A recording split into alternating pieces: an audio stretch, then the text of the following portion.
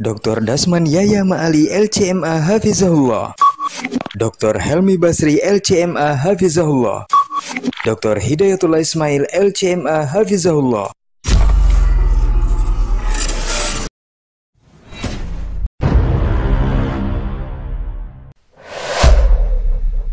Dunia dan seisinya ini bagi Allah tak sama nilainya dengan sebelah sayap lalat. Barang siapa yang beramal untuk akhiratnya, Allah akan cukupkan baginya urusan dunia. Sayati zamanun 'alan nasi as-sabiru fihim qalqabit al-jamarah. Akan ada satu masa di akhir zaman yang berpegang teguh dengan agamanya seperti orang yang sedang memegang bara api.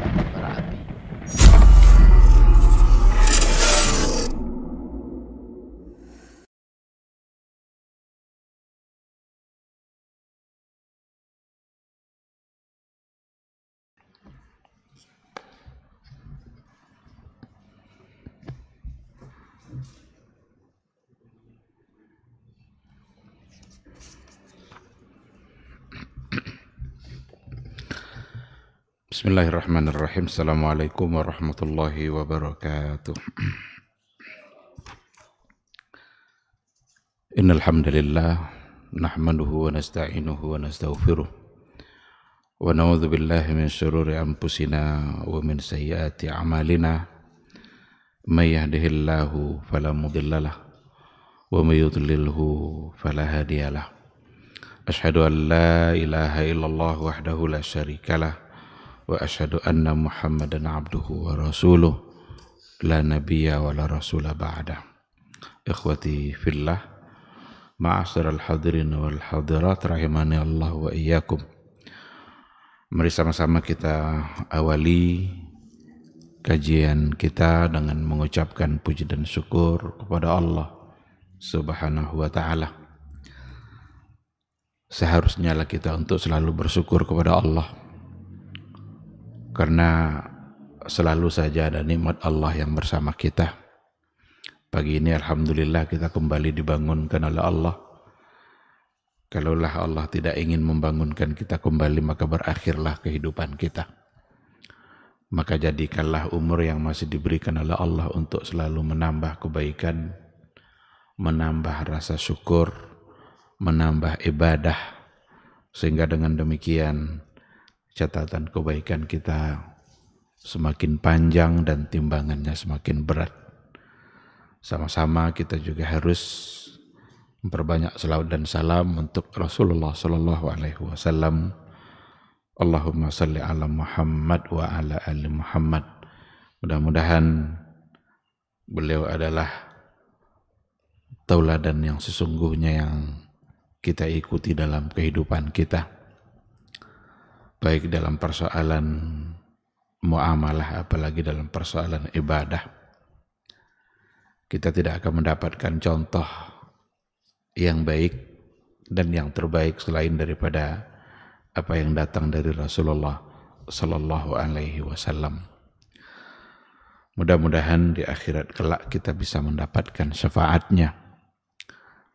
Kita pantas untuk mendapatkan syafaat dan pertolongan dari beliau, karena memang Allah Subhanahu wa taala memberikan satu keistimewaan untuk nabi kita yang tidak diberikan kepada nabi-nabi yang lain.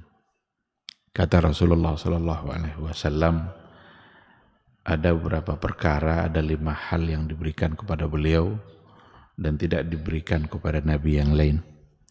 Salah satunya adalah u'titus syafa'ah.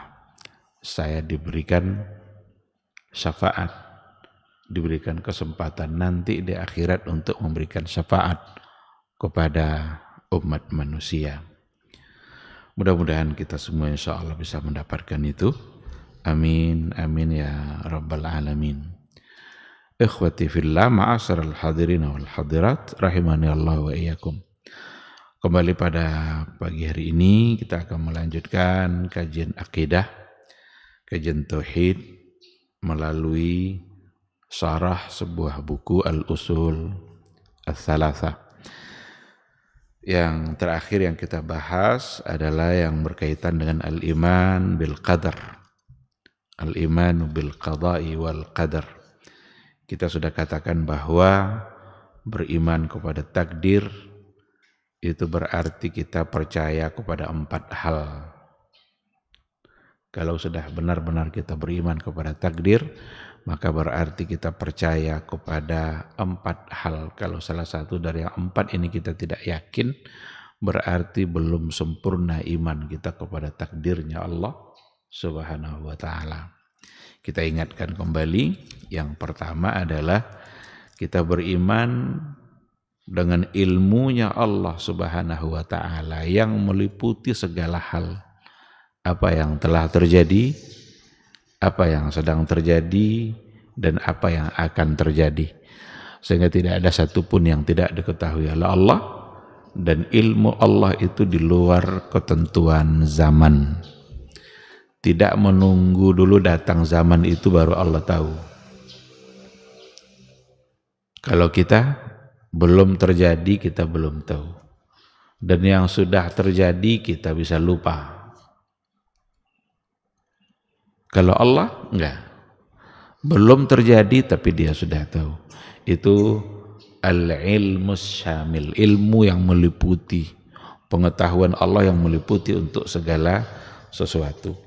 Innallaha bikulli syai'in alim. Sesungguhnya Allah dengan segala sesuatu itu maha mengetahui. Yang kedua, kita percaya juga bahwa segala sesuatu itu telah tercatat. Ilmu Allah itu yang diketahui oleh Allah itu sudah ada catatannya di Al-Lauhul Mahfuz. Jadi apapun yang akan terjadi dalam kehidupan umat manusia, semua sudah ada dalam Al-Lauhul Mahfuz. Wa kullu saghirin wa kabirin mustatar. Segala sesuatu kecil, besar, mustatar, sudah ditulis. Tidak ada satupun yang tidak tertulis. Apapun yang baik dalam kehidupan kita, yang buruk dalam pandangan kita, yang terjadi dalam kehidupan kita, semua itu sudah ada dalam Al-Lauhul Mahfuz berdasarkan kepada ayat-ayat yang ada. Yang ketiga, beriman kepada takdir berarti kita juga percaya kepada masyiatullah an-nafidzah wa iradatuhu syamilah. Masyiatullah, kehendak Allah yang terjadi, yang terlaksana itu semua adalah kehendak Allah Subhanahu wa ta'ala. Tidak ada yang terjadi dalam kehidupan kita di luar kehendak Allah Subhanahu wa ta'ala. Kita punya keinginan, punya kehendak. Allah juga punya kehendak. Yang terjadi dalam kehidupan kita bukan keinginan kita, bukan kehendak kita, tapi yang terjadi adalah apa yang dikehendaki oleh Allah Subhanahu wa ta'ala. Sebagai seorang mahasiswa, inginnya kuliah selesai tepat waktu. Tapi inginnya Allah lambat selesai. Atau inginnya Allah dia tidak jadi selesai. Ada kehendak Allah di situ. Ada masyiah. Masyiatullah an-nafidzah wa iradatuhu syamilah. Iradat kehendak yang juga syamilah, meliputi segala sesuatu. Dan itu didasarkan kepada ayat-ayat yang ada. Walau syi'na la'ataina kulla nafsin hudaha. Kalaulah kami berkehendak, menginginkan, niscaya kami akan memberikan kulla nafsin hudaha. Segala jiwa, semua jiwa akan kami berikan petunjuknya. Sedangkan yang keempat, beriman kepada takdir, itu artinya adalah khalquhu ta'ala li kulli syai'. Ciptaan Allah untuk segala sesuatu. Fala khaliqa ghairuhu. Maka tidak ada khaliq, tidak ada pencipta selain daripada Allah Subhanahu wa ta'ala. Kama la rabba siwa. sebagaimana tidak ada Rabb, tidak ada ilah, tidak ada Tuhan yang pantas untuk disembah selain daripada Allah Subhanahu wa ta'ala. Allahu rabbukum la ilaha illa huwa khaliqu kulli syai'. Allah adalah Rabb kalian, la ilaha illa huwa, tidak ada yang pantas untuk disembah selain Dia, khaliqu kulli syai', yang Dialah yang menciptakan segala sesuatu. Ini 4 hal konsekuensi dari iman kita kepada takdir. Kalau kita sudah bisa meyakini yang 4 ini, maka disitulah letak kesempurnaan iman kita kepada takdir, dan itu bagian dari rukun iman yang ke-6. Ikhwati fillah, ma'asyiral hadirin wal hadirat rahimani Allah wa iyyakum. Kalau memang Allah itu adalah khaliqu kulli syai', menciptakan segala sesuatu, ada pertanyaan yang diajukan dalam kajian tauhid dalam persoalan ini, apakah Allah juga menciptakan perbuatan hamba? Apakah Allah juga menciptakan perbuatan hamba? Kita sholat itu perbuatan kita yang melakukan perbuatan itu. Allahkah yang melakukan? Khaliqu kulli syai'. Berdasarkan kepada ayat, iya. Kalau seandainya ada orang yang berbuat salah, berarti itu perbuatan seorang hamba. Dan tadi dikatakan bahwa Allah lah yang menciptakan perbuatan hamba. Apakah Allah juga yang menciptakan perbuatan kesalahan tadi? Atau tidak? Kalau memang Allah juga yang menciptakan perbuatan tadi, kenapa Allah balas dengan ancaman-ancamannya? Maka kita perlu memahami ini secara baik. Kalau berdasarkan kepada ayat-ayat Al-Quran, maka wa qad dalla ala khalqillahi ta'ala li af'alil ibad adillatun. Sungguh telah menunjukkan, dalil telah menunjukkan kepada bahwa sesungguhnya perbuatan-perbuatan makhluk itu adalah ciptaan Allah. Dalilnya sangat banyak. Ada banyak ayat, ada hadis-hadis Nabi yang menunjukkan bahwa sesungguhnya Allah lah yang telah menciptakan perbuatan-perbuatan hamba. Maka secara umum kita harus meyakini semua yang terjadi adalah perbuatan hamba. Kita akan kembali nanti kepada pertanyaan yang diajukan pada pertemuan yang terakhir. Kenapa kalau orang yang berdosa lalu masuk neraka? Kenapa orang yang kalau berbuat maksiat lalu diancam? Padahal itu perbuatan Allah. Bolehkah kita beralasankan kepada takdir untuk sebuah kesalahan? Nah, di sini ada jawabannya nanti. Kita lihat dulu dalilnya. Al-Quranul Karim memberikan petunjuk yang sangat terang bahwa sesungguhnya Allah yang menciptakan termasuk af'alul ibad, termasuk perbuatan hamba. Yang pertama ayatnya, diantaranya yang pertama adalah Allahu khaliqu kulli syai' wa ala kulli syai'in wakil. Ini ayat yang secara umum. Allah yang menciptakan segala sesuatu, wa huwa ala kulli syai'in wakil. Dan dia atas segala sesuatu wakil. Fala yakhruju syai'un an khalqihi subhanahu wa ta'ala. Maka ayat ini mengatakan bahwa tidak ada yang keluar sesuatu apapun dari khalqihi subhanahu wa ta'ala, dari ciptaannya Allah. Jadi tidak ada yang keluar satu pun, kecuali semua adalah ciptaan Allah. Yang kedua, ini yang lebih khusus. Kalau tadi masih umum, khaliqu kulli syai. Yang ayat yang kedua, wallahu khalaqakum wa ma ta'malun. Ini surat As-Saffat ayat 96. Wallahu khalaqakum, Allah lah yang telah menciptakan kamu, wa ma ta'malun, dan apa yang kalian kerjakan. Nah, ini lebih khusus.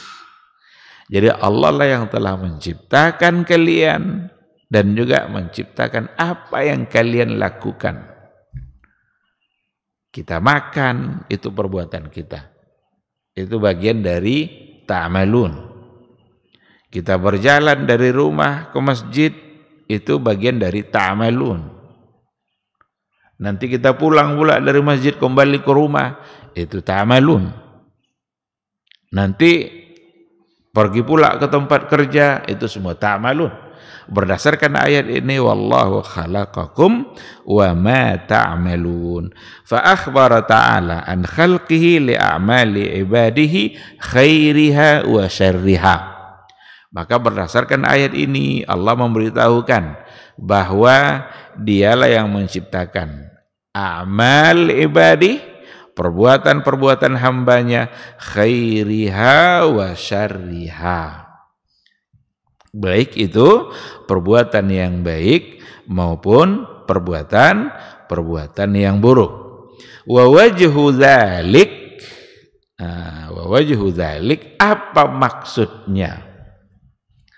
Apa maksudnya? Yang dimaksud adalah wajhu dzalika anna a'malal ibad natijatun an iradatin minhum wa qadarin waqa'at biha tilkal a'mal. Yang dimaksud adalah bahwa sesungguhnya perbuatan-perbuatan hamba itu natijatun, merupakan hasil an iradatin minhum, hasil dari kehendak mereka, di mana kehendak itu di situ ada kemampuan dia untuk melakukan kesalahan, dan kemampuan itulah yang ditakdirkan oleh Allah pada hamba. Jadi Allah Subhanahu wa taala menakdirkan kepada kita mampu untuk melakukan sesuatu. Mampu untuk melakukan kebaikan, mampu untuk melakukan kesalahan. Berarti ada kemampuan yang ada pada kita. Kalau Allah tidak berikan kemampuan untuk berbuat sesuatu, maka kita tidak akan bisa melakukan apapun. Nah sekarang pertanyaannya, kemampuan itu kita gunakan untuk apa? Apakah kemampuan yang diberikan oleh Allah itu kita gunakan untuk yang baik? Kemampuan itu sebagai asbab untuk melakukan yang baik? Ataukah kemampuan itu kita gunakan untuk melakukan hal yang salah atau maksiat?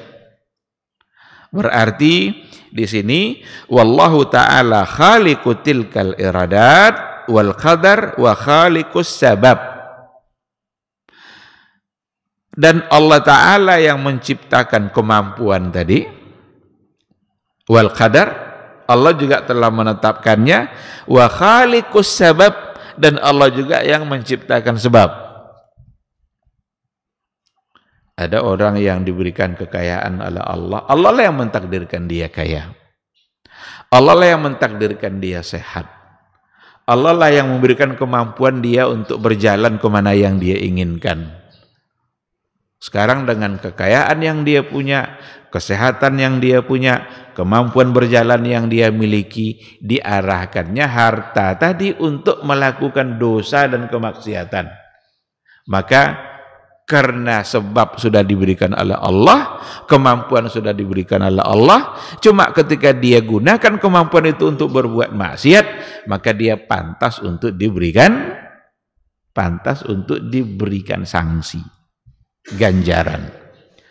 Ketika kemampuan yang diberikan oleh Allah itu digunakan pula untuk sebagai asbab berbuat baik, maka pantas pula dia untuk mendapatkan balasan yang baik. Oleh karena itulah pelaku dosa akan mendapatkan balasannya, dan pelaku kebaikan akan mendapatkan pula kebaikannya.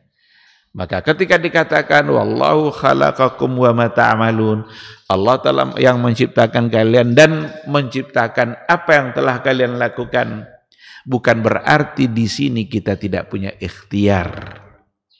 Karena di sinilah nanti kesalahan kelompok-kelompok Jabariyah. Ada dua kelompok nanti yang menyimpang. Ada kelompok Jabariyah, ada kelompok Qadariyah. Dalam persoalan iman kepada qadar itu, dua kelompok itu yang menyimpang. Nanti pada bagian akhir itu akan disampaikan. Nah, oleh karena itu, wala yunafi dzalika jazaa'uhum 'alaiha fa innahum innama yujzauna 'ala isti'malihim ma khalaqallahu fihim minal iradat. Jadi tidaklah bertentangan ketika Allah memberikan balasan kepada orang-orang pelaku dosa itu diberikan azab neraka. Itu tidaklah bertentangan dengan ketentuan takdir. Innama yujzauna, mereka itu sesungguhnya dibalas 'ala isti'malihim karena mereka telah menggunakan ma khalaqallahu fihim minal iradat. Mereka telah menggunakan apa yang Allah ciptakan pada mereka dari kemampuan, dari kehendak-kehendak dan kemampuan. Jadi ada kehendak, ada kemampuan yang diciptakan oleh Allah, itunya yang dibalas. Fa in ista'maluha fit ta'ah kanu ahlan litsawab. Jika mereka menggunakan kehendak dan kemampuan yang diberikan oleh Allah itu untuk ketaatan, kanu ahlan litsawab, maka mereka pantas pula untuk mendapatkan pahala. Wa in ista'maluha fil ma'siyah, tapi jika mereka menggunakannya dalam kemaksiatan, kanu mustahiqqina lil iqab, maka mereka pantas dan berhak pula untuk mendapatkan iqab. Fa'amaluhum minallah khalqan wa ijadan. Maka berarti perbuatan-perbuatan mereka itu sumbernya dari Allah. Karena Allah lah yang memberikan kemampuan dan Allah lah yang memberikan kehendak. Allah yang menciptakan kehendak itu, Allah pula yang menciptakan kemampuan. Kalaulah Allah tidak menciptakan kemampuan seseorang untuk mabuk umpamanya, tangannya tidak bisa bergerak, tidak bisa dia ngangkat gelas itu ke mulut dia. Tapi ketika Allah berikan kemampuan, Allah berikan kehendak, dan pada saat yang sama kita punya ikhtiar, tinggal lagi kemampuan yang diberikan oleh Allah itu kita gunakan untuk apa? Disitulah fungsi ikhtiar. Dalam kehidupan kita ini ada yang namanya ikhtiar. Allah berikan kita kehendak untuk melakukan sesuatu. Maka dalam ayat juga fa'alhamaha fujuraha wa taqwaha. Allah telah ilhamkan kepada semua jiwa fujuraha wa taqwaha. Fujur itu fujur, kedurhakaan. Sedangkan takwa itu lawan dari fujur, itu ketaatan. Jadi semua kita itu punya fujur dan takwa. Seburuk apapun perangai seseorang, dalam jiwanya sesungguhnya ada unsur-unsur untuk berbuat baik, semangat berbuat baik. Dan ada orang yang sangat baik tetapi potensi berbuat salah dalam dirinya ada. Karena memang fa'alhamaha fujuraha wa taqwaha. Maka fujur dan takwa inilah yang sehari-hari selalu berhadap-hadapan dalam kehidupan kita. Kalau seandainya takwa kita yang menang, kalahlah fujur itu, maka kita akan senantiasa berada dalam ketaatan. Tapi kalau seandainya fujurnya itu yang menang, takwa kita yang kalah, maka berarti kecenderungan kita dalam keseharian adalah untuk berbuat dosa. Maka qad aflaha man zakkaha wa qad khaba man dassaha.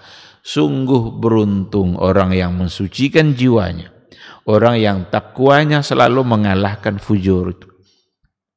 Wa qad khaba man dassaha, dan sungguh merugi orang-orang yang kalau seandainya fujurnya itu mengalahkan mengalahkan ketakwaannya. Dia ada potensi itu, ada ikhtiar yang diberikan oleh Allah Subhanahu wa taala. Nah, atas dasar inilah bahwa sesungguhnya seorang hamba tidak boleh beralasankan kepada takdir untuk satu dosa. Sekarang dia tinggalkan sholat, tidak sholat dia, subuh lewat, tidak mau sholat, paling zuhur, asar, maghrib mudah bagi dia. Tapi ada hal-hal yang sulit. Dia tidak bisa beralasankan kepada takdir. Oh, saya tidak sholat ini kan kena takdir. Saya tidak sholat ini adalah kena takdir. Saya tidak puasa ini kena takdir. Saya mencuri kena takdir. Alasan seperti itu dalam perkara iman kepada takdir itu tidak bisa diterima. Kenapa demikian? Kenapa demikian? Karena dia telah menggunakan kemampuan yang dia diberikan oleh Allah untuk melakukannya, tetapi dia tidak melakukannya. Sengaja dia meninggalkannya, bermalas-malasan. Beda nanti kalau seandainya tertinggal disebabkan oleh tertidur. Tidak terbangun dia di waktu subuh. Terbangun dia baru jam 8. Benar-benar dia tidak mendengarkan azan sama sekali. Karena malam tadi barangkali lembur, lalu dia terlambat tidurnya dan terbangunnya di pagi hari jam 8 sudah di luar waktu subuh. Terbangunnya jam 8 karena tidur, maka tidak dicatat sebagai dosa karena dia tertidur dan terlambat tadi bukan karena keinginan dia. Tapi kalau dia malas, udah dengar dia azan itu tinggal berangkat saja. Tapi dia yang tidak mau, berarti dia bangun saat azan, itu artinya Allah sedang memberikan kemampuan bagi dia, mengingatkan dia agar mengerjakan sholat subuh. Kalau tidak dia lakukan, dia tidak bisa beralasankan kepada takdir. Oh, saya ini kan kena takdir. Tidak. Allah yang menciptakan kehendak, Allah yang menciptakan kemampuan, maka gunakanlah kemampuan itu untuk melakukan ketaatan. Ada seseorang diberikan kekayaan oleh Allah, diberikan kesehatan oleh Allah, diberikan semua fasilitas, tapi tidak mau haji. Tidaklah, saya tidak mau haji. Lalu bolehkah dia beralasankan kepada saya tidak mau haji ini kan kena takdir? Bisa? Tidak bisa. Karena semua sudah diberikan oleh Allah. Ada kekayaan, ada kesehatan, ada kesempatan, semua sudah ada. Kalau dia tidak lakukan, berarti dia tidak menggunakan kemampuan yang diberikan oleh Allah untuk melakukan ketaatan, maka pantas dia untuk diberikan iqab. Sebagaimana kalau dia lakukan kebaikan itu karena diberikan kemampuan oleh Allah, maka pantas pula dia untuk diberikan pahala dan diberikan ganjaran yang baik. Itulah makna wallahu khalaqakum wa ma ta'malun. Allah yang menciptakan kamu dan Allah juga yang menciptakan apa yang kamu lakukan. Jadi yang dimaksud dan Allah ciptakan yang kamu lakukan, Allah menciptakan kehendak dan Allah menciptakan kemampuan. Tinggal lagi kita berikhtiar untuk menggunakan kemampuan itu kepada perkara-perkara yang diridhai oleh Allah Subhanahu wa taala. Maka dengan keterangan seperti itu, wa af'alul ibadi kulluha maqdurah. Maka perbuatan-perbuatan hamba semuanya maqdurah, ditakdirkan. Artinya adalah ma'lumatun lillahi ta'ala bi'ilmihi sabiq, diketahui oleh Allah Subhanahu wa taala dengan ilmunya yang telah terdahulu, wa maktubatun fil lauhil mahfuz, dan juga sudah ditulis di al-lauhul mahfuz. Jadi orang-orang pendosa yang menggunakan kemampuan untuk berbuat dosa tadi, Allah sudah tahu belum kalau dia akan melakukan dosa? Sudah. Ini makna maqdurah ma'lumah. Orang-orang yang melakukan penyimpangan-penyimpangan, apakah sudah diketahui oleh Allah sebelum itu terjadi? Jawabannya sudah. Karena penyimpangan demi penyimpangan banyak terjadi dalam kehidupan hamba, apalagi dalam kehidupan semakin ke depan. LGBT umpamanya, ada orang yang diberikan oleh Allah akal yang sehat dan lain sebagainya, badan fisik yang gagah, tapi dia terjebak kepada perbuatan-perbuatan yang salah. Allah berikan dia kemampuan untuk melakukan itu, dan dia gunakan kemampuan itu untuk melakukan kesalahan itu. Allah sudah mengetahui sebelum perbuatan itu terjadi. Sudah ada pada ilmu Allah, dan juga sudah dicatat di Allahul Mahfuz, walam taqa minhum illa bimasyiatillah, dan itu tidak akan terjadi kecuali bimasyiatillah, kecuali dengan masyiah Allah, dengan kehendak Allah dan ciptaan Allah. Walakin farqun bainal mahmudi minha wal mazmum, berbeda antara yang terpuji dan yang mazmum. Falikulli fi'lin hukmuhu, maka bagi setiap perbuatan itu ada hukumnya. Walikulli amalin jazauhu, dan bagi setiap amal itu ada pula jazauhu, ada pula balasannya. Fama wafaqa syar'u fahuwa ta'atul lillah. Apa saja yang sesuai dengan syariat Allah, berarti itu adalah ketaatan dalam bentuk ketaatan kepada Allah. Imma wajib atau mustahabbah, baik perbuatan itu yang bersifat wajib hukumnya ataupun mustahabbah, yang dicintai dan diridhai oleh Allah Subhanahu wa taala. Wa ma khalafa syar'a fahuwa ma'siyatun muharramah, dan apa saja jika bertentangan dengan syariat berarti itu adalah kemaksiatan yang diharamkan, yang itu dimurkai oleh Allah Subhanahu wa taala, ala fa'iliha amdan wa ikhtiyaran. Jadi perbuatan salah yang dilakukan secara sengaja, perbuatan salah yang dilakukan secara sengaja dan berdasarkan ikhtiar, berarti itu satu bentuk kemaksiatan.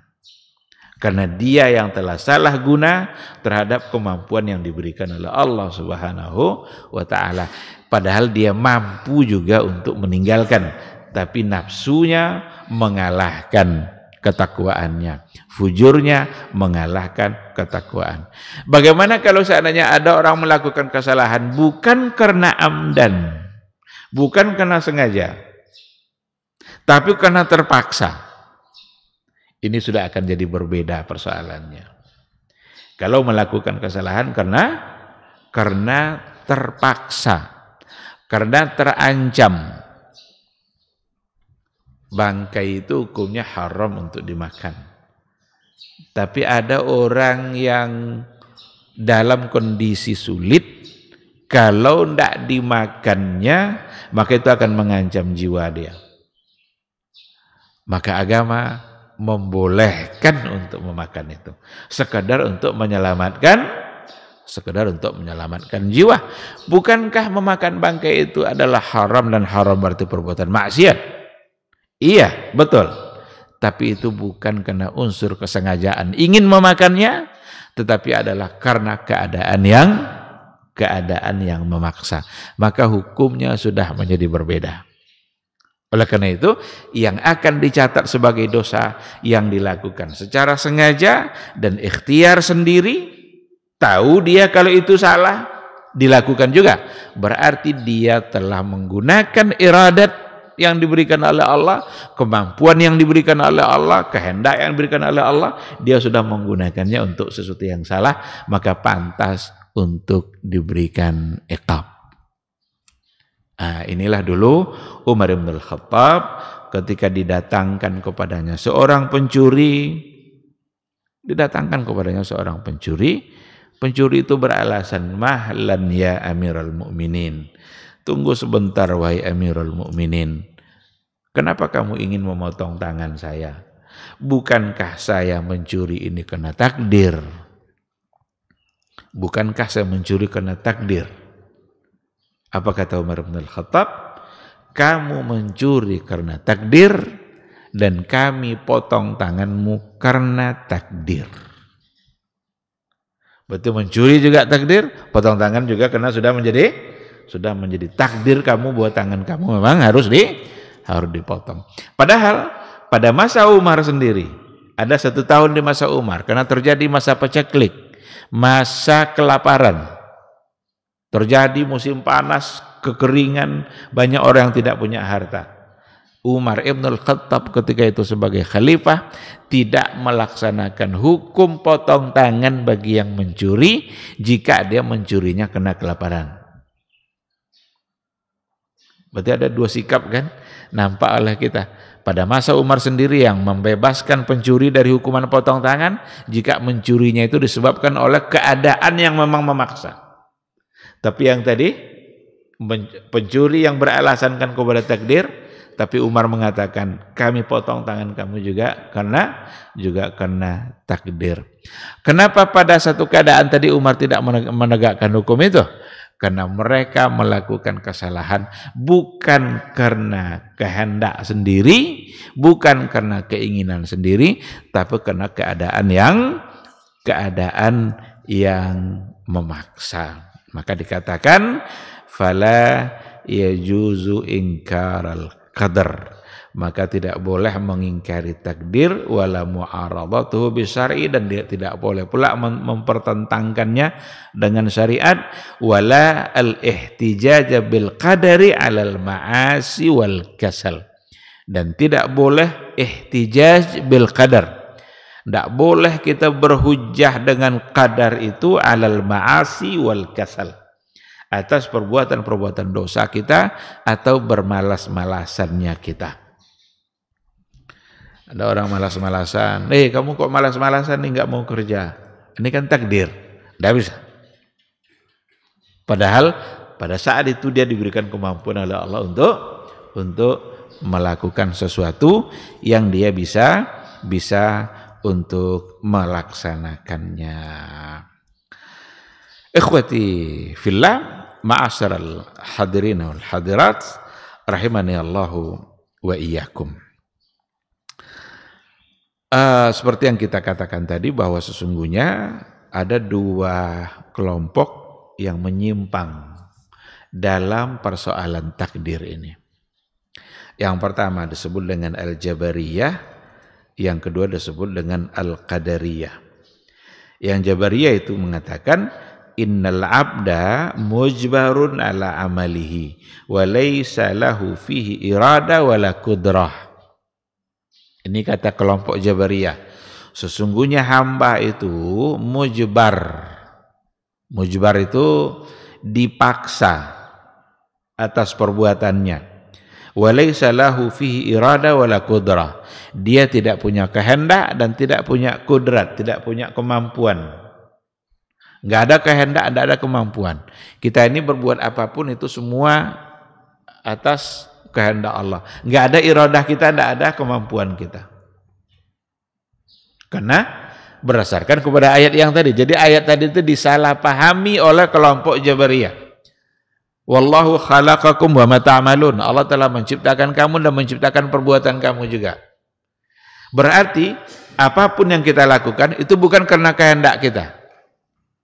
Bukan pula karena kemampuan kita, tapi semua karena kehendak Allah dan kemampuan Allah. Ini tentu salah. Karena bukti mengatakan, fakta bisa kita lihat bahwa kita punya kemampuan. Ini ada air dalam gelas. Saya mau minum atau tidak mau minum, Ada enggak di situ kehendak saya? Ada. Sekarang saya mau minum. Endaklah nanti ajalah. Berarti ada di situ ikhtiar. Orang Jabariyah mengatakan enggak. Ibaratnya kita ini bagaikan wayang yang dimainkan oleh dalangnya. Kalau kata dalang tangannya itu begini-begini, begitulah tangannya wayang itu. Kalau belokkan gini, belok pula nanti tangannya. Semata-mata tidak punya kehendak sama sekali dan tidak punya kemampuan. Sementara yang Qadariyah mengatakan itu kebalikan dari Jabariyah. Apa kata orang Qadariyah? Mereka mengatakan innal abda mustaqillun bi amali fil iradati wal qudrah wa laysa li masyiatillahi ta'ala wa qudratihi fihi athar. Jadi kelompok Qadariyah mengatakan kebalikannya, bahwa sesungguhnya seorang hamba itu bebas dalam melakukan satu perbuatan sesuai dengan kehendak dan kemampuannya. Wa laysa li masyiatillahi wa qudratihi fihi athar. Tidak ada pengaruhnya dalam perbuatan hamba kehendak Allah dan keinginan Allah. Jadi kita mau melakukan apa itu kehendak kita. Tidak ada campur tangan Allah di situ. Tidak ada masyiah Allah, tidak ada irada Allah. Murni hamba. Ini juga tidak bisa diterima karena ada fakta dalam kehidupan kita, hal-hal yang terjadi yang bukan dalam kehendak kita.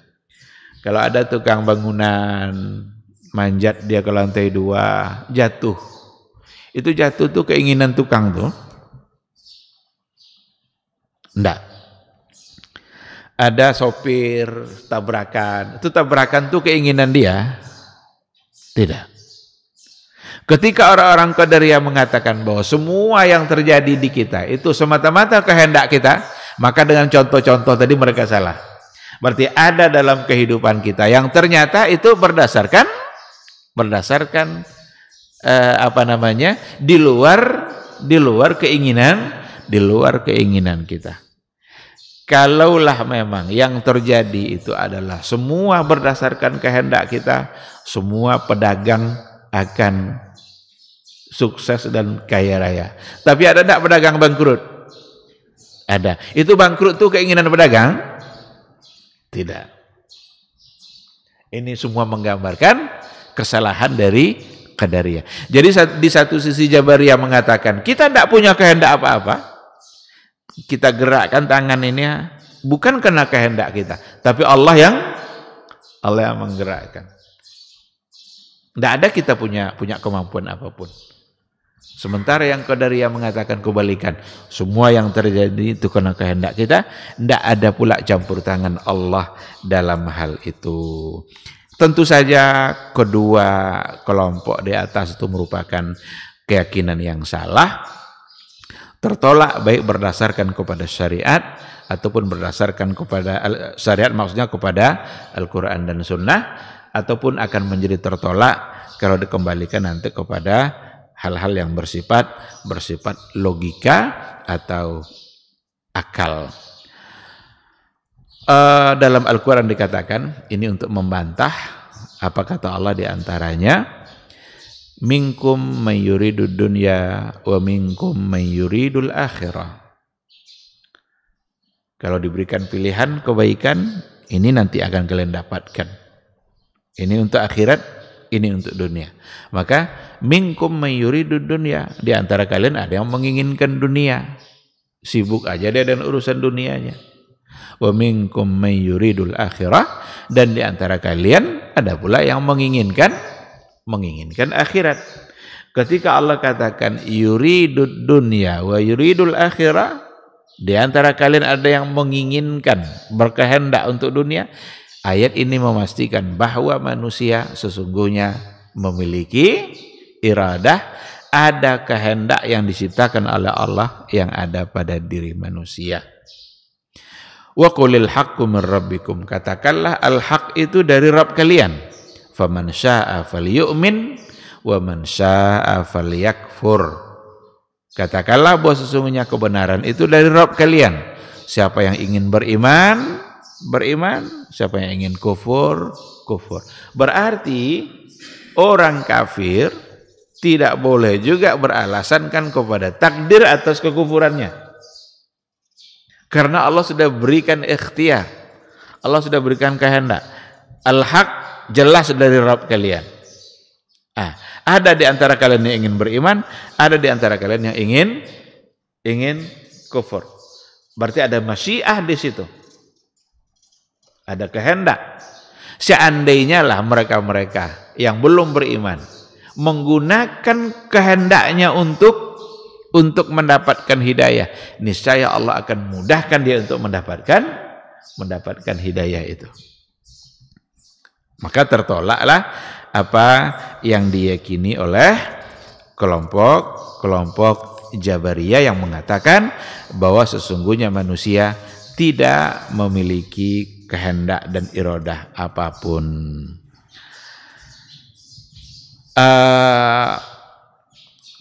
Ada juga dalam ayat yang lain ketika dikatakan walau sya'allahu maktatalal ladzina min ba'dihim min ba'di ma ja'atuhumul bayyinat walakin ikhtalafu faminhum man amana wa minhum man kafar. Kalaulah Allah menghendaki, niscaya mereka tidak akan berselisih, tidak akan berselisih lagi sesudah datangnya al-bayyinat. Al-bayyinat itu keterangan-keterangan dari Allah, ayat-ayatnya. Walakin ikhtalafu, tapi faktanya mereka tetap berbeda. Faminhum man amana wa minhum man kafar. Sebagian di antara mereka ada yang beriman dan sebagian lagi ada yang kufur. Walau sya'allah maktatalu walakin Allah yaf'alu ma yurid. Kalau Allah menghendaki mereka tidak akan berselisih, tapi Allah melakukan apa yang Dia inginkan. Jadi ikhwati fillah, ma'asyiral hadirin wal hadirat rahimani Allah wa iyyakum. Keyakinan Jabariyah dan Qadariyah itu dua keyakinan yang menyimpang, dua keyakinan yang salah. Yang benar itu adalah apa yang diyakini oleh Ahlus Sunnah yang ada di tengah-tengah. Manusia punya kehendak, ada kehendak diberikan oleh Allah pada diri manusia. Ada kemampuan yang diberikan oleh Allah, ikhtiar pada manusia. Tetapi apa yang terjadi dalam kehidupan manusia tidak akan keluar dari apa yang dikehendaki oleh Allah Subhanahu wa taala. Wa ma tasyauna illa ayyasha Allah. Wa ma tasyauna, tidaklah kamu berkehendak menghendaki sesuatu illa ayyasha Allah, kecuali sesuai dengan apa yang dikehendaki oleh Allah Subhanahu wa taala. Oleh karena itu kita punya keinginan untuk sukses, tapi Allah yang menentukan iya enggak kita sukses. Kalau kita memulai usaha, Allah beri kita kemampuan berikhtiar, mulailah usaha itu. Hasilnya nanti Allah yang menentukan sesuai kehendak Allah Subhanahu wa taala. Jadi ada ikhtiar tapi tidak akan keluar dari ikhtiarnya Allah. Beda sama orang Qadariyah, kita bebas menentukan sesuai dengan kehendak. Dan beda pula dengan Jabariyah yang mengatakan bahwa kita tidak punya kemampuan apapun dan tidak bisa berkehendak karena kita ini disetting kehidupan kita sesuai dengan yang telah diciptakan oleh Allah Subhanahu wa taala. Ikhwati fillah, ini barangkali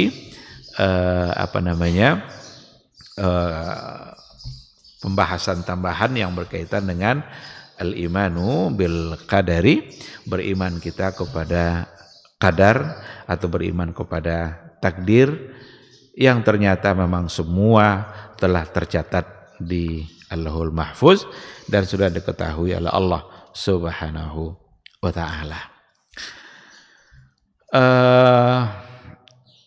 Masih ada sedikit tapi kita cukupkan barangkali sampai di sini karena ada satu poin yang berkaitan dengan apa samarat, apa buahnya ketika kita beriman kepada takdir. Barangkali besok insya Allah bisa kita sambung dan kita sempurnakan beberapa poin yang belum tersampaikan. Terima kasih. Mudah-mudahan dapat dipahami dan menjadi ilmu bagi kita. Semoga keyakinan kita kepada takdir semakin kuat dan takdir itu membuat kita semakin semangat untuk bekerja, beramal, bukan justru takdir membuat kita semakin semangat untuk bermalas-malasan. Seandainya ada yang perlu didiskusikan, dipertanyakan, dipersilakan.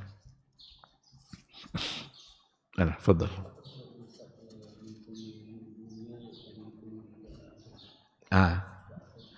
Wa minkum man yuridu dunya wa minkum man yuridul akhirah. Ali Imran 152. Ali Imran 152.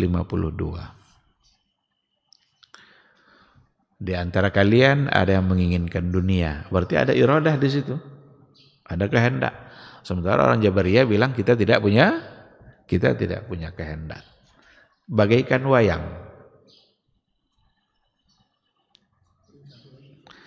Yang satu lagi Al-Kahfi 29.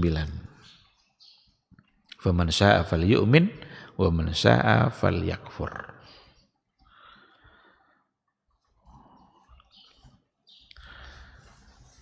Baik. Silakan kalau ada.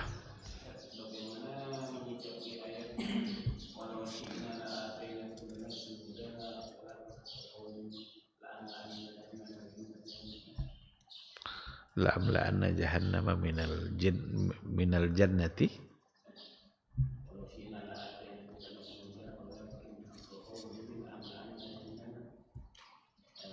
minal jannati iya wanasi ajma'in.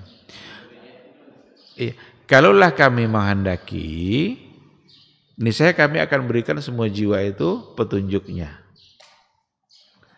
Berarti ada kehendak Allah. Ada kehendak Allah. Yang terjadi sesemuanya adalah kehendak Allah. Tetapi sebagai seorang hamba, Allah juga memberikan kemampuan untuk berikhtiar. Sekarang si A ini tidak beriman kepada Allah, kufur. Kita ajarkan dia iman itu. Ada enggak kemampuan dia diberikan oleh Allah untuk menerima? Ada kan? Diajarkan. Terus apa yang dia belum ketahui sebelumnya disebutkan. Siapa yang menciptakan kamu? Allah. Siapa yang memberikan kamu kehidupan? Allah. Kamu bisa hidup enggak tanpa rezeki dari Allah? Enggak bisa. Kenapa kamu enggak mau beriman? Hendaklah katanya. Berarti dia tidak berupaya untuk mengejar sebuah hidayah. Kalaulah dia dengan pengajaran yang dia dapatkan berupaya untuk mengejar hidayah itu, Allah akan mudahkan dia untuk mendapatkan. Maka may yahdihillah fala mudhillalah wa may yudlilhu fala hadiyalah. Siapa yang Allah berikan hidayah, tidak akan ada pula yang bisa menyesatkan. Siapa Allah sesatkan, tidak akan ada pula yang bisa berikan hidayah. Dipahami secara baik, siapa yang memang sudah berkeinginan untuk mengejar hidayah, Allah akan mudahkan dia untuk mendapatkan hidayah itu. Siapa yang tidak ada niatnya sama sekali untuk mengejar hidayah itu, niscaya dia tidak akan diberikan juga. Tidak ada yang bisa memberikan hidayah itu kecuali Allah Subhanahu wa taala. Maka ada di antara orang yang belum muslim tapi karena dia sering mendengarkan diam-diam dia mendengarkan tausiah-tausiah, banyak yang seperti itu. Mulai dia berpikir dalam kehidupan dia sendiri. Siapa yang memberikan kita kehidupan? Kita ini hidup karena siapa? Yang menciptakan kita siapa? Beri kita rezeki siapa? Pada akhirnya nanti kita mati. Dia malah juga coba untuk bertanya. Pada akhirnya Allah berikan dia hidayah. Tapi ketika tidak ada, berarti dia tidak menggunakan kemampuan yang diberikan oleh Allah untuk mengejar hidayah itu.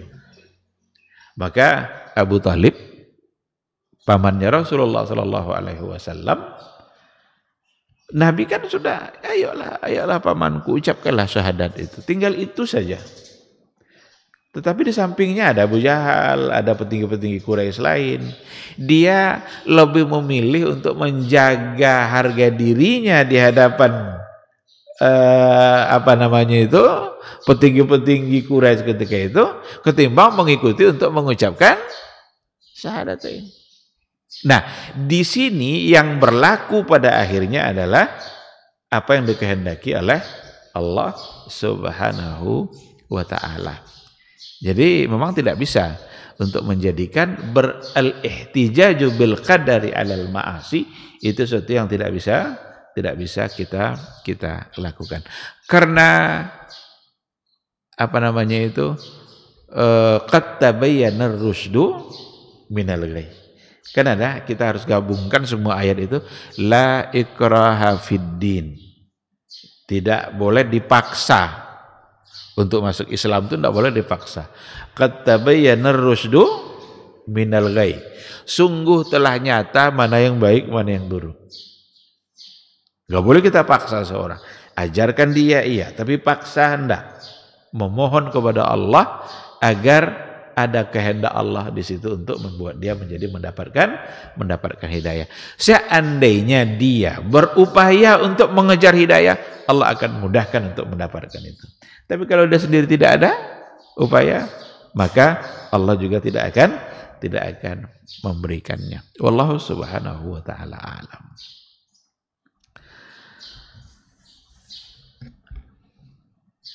Baik, ikhwati fillah, barangkali sampai di sini kajian kita pada pagi hari ini. Mudah-mudahan ada ilmu yang bisa kita dapatkan dan bisa mengokohkan keimanan kita. Yang benar itu semata-mata bimbingan dari Allah, dan yang salah atau keliru itu karena kelemahan dan kekurangan ilmu. Mohon untuk dimaafkan dan semoga Allah Subhanahu wa Ta'ala juga mengampuninya. Terima kasih. Subhanakallahumma bihamdika asyhadu an la ilaha illa anta astaghfiruka wa atubu ilaik. Wassalamualaikum warahmatullahi wabarakatuh.